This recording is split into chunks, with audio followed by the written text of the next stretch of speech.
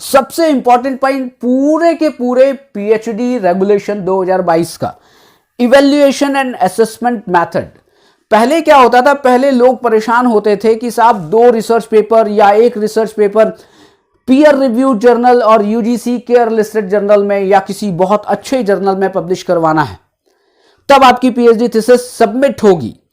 यह भी था कि आपको 2 रिसर्च पेपर या अपने किसी भी रिसर्च पेपर आप कह लें या 2 सेमिनार में 2 कॉन्फ्रेंसेस में आपको प्रेजेंटेशन देनी होती थी, वहां के सर्टिफिकेट आपको लाने होते थे, वो अपनी पीएचडी में लगाने होते थे। मतलब कि प्रेजेंटेशन एंड पब्लिकेशन दोनों का कंपल्शन था पहले।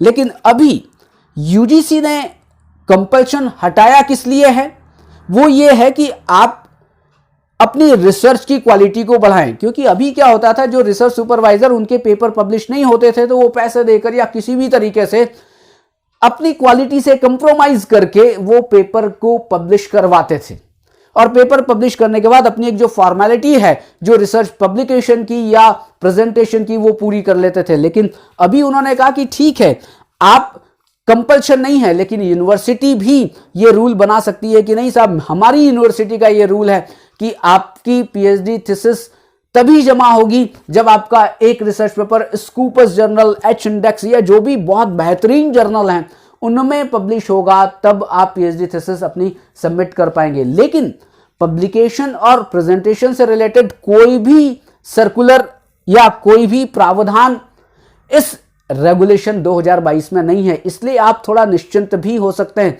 लेकिन अब आपको क्वालिटी वर्क करने का टाइम मिल गया, क्योंकि अब आप उसकी झंझट से बच गए कि आप बहुत परेशान होते थे। यस, अब ये होगा कैसे? तो होगा ये कि आपने पीएचडी आप पूरी कर ली, मान लेते हैं आपने पीएचडी पूरी कर ली, तो आपको क्या करना पड़ेगा, अपनी एक प्रेजेंटेशन बनानी पड़ेगी, और रिसर्च एडवाइजरी कमेटी या हम कहें कि सारे टीचर्स या रिसर्च स्कॉलर्स, स्टूडेंट्स, मतलब एक ओपन प्रेजेंटेशन होगा, और जिसको प्री सबमिशन का नाम दिया जा सकता है। प्री सबमिशन का मतलब है कि आपने पीएचडी थीसिस सबमिट करने के पहले वाली प्रेजेंटेशन, वहां पर आप प्रेजेंटेशन देंगे, और उस प्रेजेंटेशन में जो भी कुछ खामियां दिखाई देंगी एक्सपर्ट्स को या स्टूडेंट्स को या रिसर्च स्कॉलर्स को, वो आपको बताएंगे, आप उसको ठीक करेंगे। ठीक करने के बाद फिर आप अपनी थीसिस को सबमिट कर सकते हैं। यह बात आपको क्लियर हो गई होगी। एक चीज और, प्लेगरिज्म। यहां पर यूनिवर्सिटी के पास, हर यूनिवर्सिटी के पास अपने अपने कुछ सॉफ्टवेयर हैं, चाहे वो उर्कुंड हो सकता है, चाहे वो और भी कोई अपना एक सॉफ्टवेयर हो सकता है जो पेड भी होते हैं। और मैं तो अभी ये जो मेरी नॉलेज में है कि जो अपनी एजुकेशन मिनिस्ट्री है या यूजीसी है, उसने सारे के सारे इंस्टीट्यूट को मिनिमम उर्कुंड तो दे ही रखा है। तो उर्कुंड में आपकी जो सॉफ्ट कॉपी है वो डाली जाएगी और चेक होगी कि कहीं कॉपी पेस्ट तो नहीं है। तो 10% से नीचे कॉपी पेस्ट होगा तो चल सकता है, लेकिन जैसे ही इसके ऊपर जाएगा तो आपको उसको ठीक करना पड़ेगा, क्योंकि आपको सर्टिफिकेट लगाना होता है प्लेगरिज्म का कि ये कहीं कॉपी पेस्ट नहीं है। इसलिए, और दूसरी यूनिवर्सिटी ये भी कहती है कि जिस सॉफ्टवेयर से आपने प्लेगरिज्म को चेक किया है, वो जो सॉफ्टवेयर है उसकी भी एक कॉपी, एक फर्स्ट पेज की कॉपी आप लगाएं, जहां पर दिया रहता है कि कितने % कॉपी पेस्ट है। यहां तक बात आपकी पूरी हो गई। अब प्लेगरिज्म की बात भी आ गई। अब थीसिस आपको फाइनल सबमिट करनी है, तो आपने जो काम किया वो तो बिल्कुल सही है, लेकिन आपको एक अंडरटेकिंग देनी पड़ेगी। अगर आप रिसर्च स्कॉलर हैं तो आपको अंडरटेकिंग देनी पड़ेगी कि भाई साहब ये जो काम है वो बिल्कुल कॉपी पेस्ट नहीं है। मतलब प्लेगरिज्म से रिलेटेड एक सर्टिफिकेट देना पड़ेगा कि देयर इज नो प्लेगरिज्म, मतलब कि कोई सारी चीजें साफ सुथरी हैं, अच्छी हैं। दूसरा, रिसर्च सुपरवाइजर भी एक सर्टिफिकेट देगा कि ये जो काम किया गया है वो मेरे निर्देशन में किया गया है, और किसी भी दूसरी यूनिवर्सिटी, किसी भी दूसरा इंस्टीट्यूट या कहीं भी इस काम को प्रेजेंट नहीं किया गया है या पब्लिश नहीं किया गया है। इस तरह का एक सर्टिफिकेट का फॉर्मेट हर यूनिवर्सिटी के पास होता है, वो अपना फॉर्मेट होता है और वो आपको वो सर्टिफिकेट प्रोवाइड करते हैं।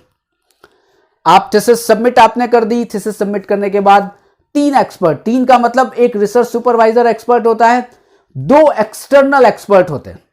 तो यूजीसी तो ये कहती है कि एक एक्सटर्नल एक्सपर्ट तो इंडिया से, और एक एक्सटर्नल एक्सपर्ट अगर हो सके तो आउट ऑफ इंडिया से आप ले सकते हैं।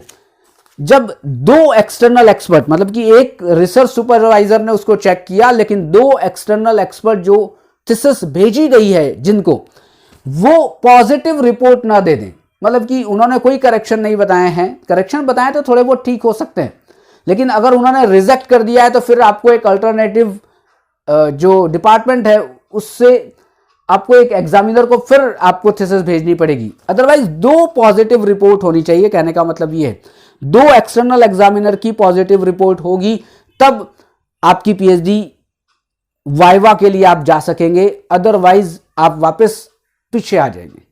तो ये पूरी प्रोसेस, मतलब थीसिस सबमिशन से लेकर वाइवा के रिजल्ट होने तक की ये पूरी प्रोसेस में सबसे बड़ी चीज अभी ये की गई है कि पहले क्या होता था, यूनिवर्सिटी की मनमर्जी है, किसी ने 6 महीने, किसी ने 8 महीने, किसी ने साल भर, एक एक डेढ़ साल तक वाइवा नहीं होता था, बल्कि यूजीसी ने बिल्कुल बहुत ही क्लियर कट ये लिखा है कि जिस दिन थीसिस सबमिट हुई है उस दिन से 6 महीने के बीच यूनिवर्सिटी को इवैल्यूएशन का काम और वाइवा का काम, मतलब कि 6 महीने के भीतर ही आपका वाइवा हो जाएगा और वाइवा का रिजल्ट आपको मिल जाएगा।